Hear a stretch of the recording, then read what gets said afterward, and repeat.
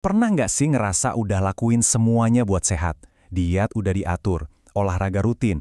Tapi kok rasanya ada yang kurang ya? Nah, hari ini kita bakal ngobrolin sesuatu yang bisa jadi mengubah cara pandang kamu soal kesehatan selamanya. Apa itu?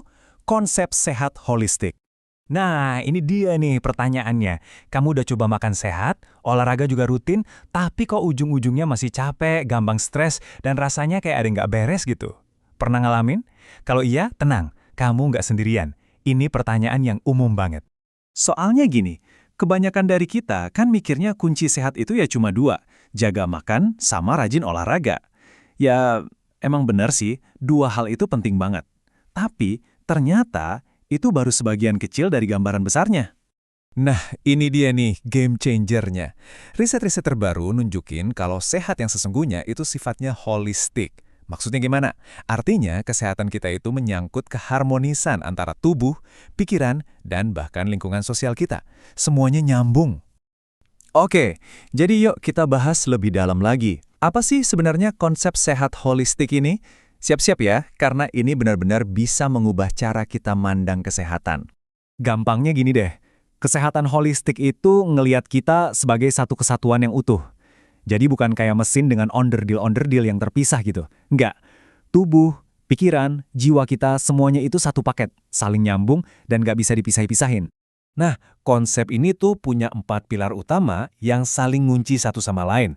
Ada kesehatan fisik, jelas ya, ini soal tubuh kita. Terus kesehatan mental, soal pikiran kita.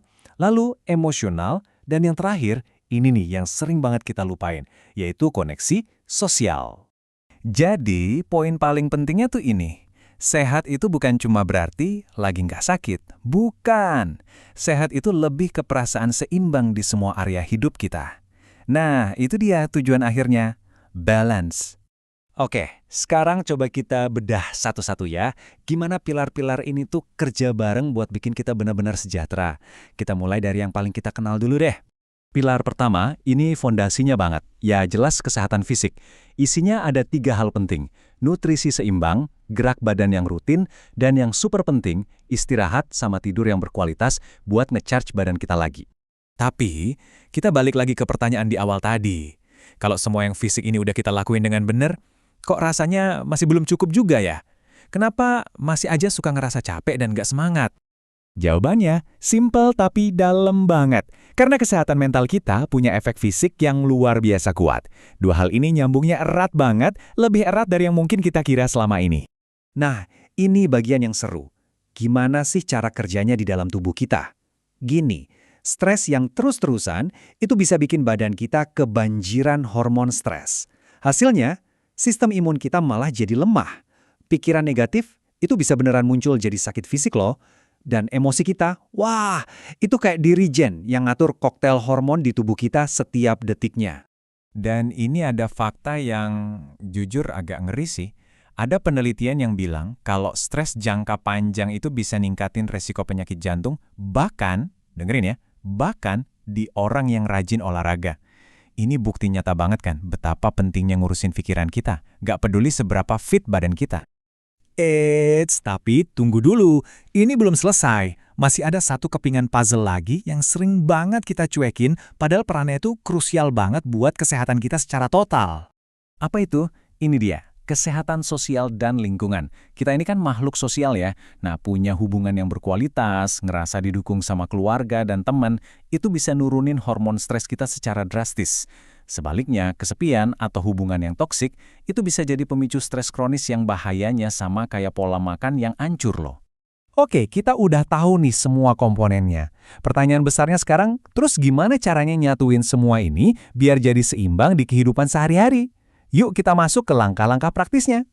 Kunci utamanya cuma satu, temukan keseimbangan personal kamu sendiri. Gak ada satu resep yang pas buat semua orang. Ini semua tentang ngenalin apa sih kebutuhan unik tubuh dan pikiranmu, baru deh kita cari cara buat nyeimbanginnya. Nih, ada 5 langkah praktis buat mulai perjalananmu. Coba diperhatiin, semuanya nyambung kan? Pertama, makan lebih sehat buat nutrisi. Kedua, gerak setiap hari. Gak harus berat, yang penting konsisten. Ketiga, tidur yang cukup, ini wajib buat recovery. Keempat, kelola stres buat jagain pikiran. Dan yang kelima, jangan lupa rawat hubungan sosial yang positif. Dan inget ya, ini bukan soal jadi sempurna. Nggak usah langsung pengen berubah total dalam semalam. Yang paling penting itu konsistensi. Mulai aja dari hal-hal kecil yang kira-kira bisa kamu lakuin setiap hari. Small steps matter.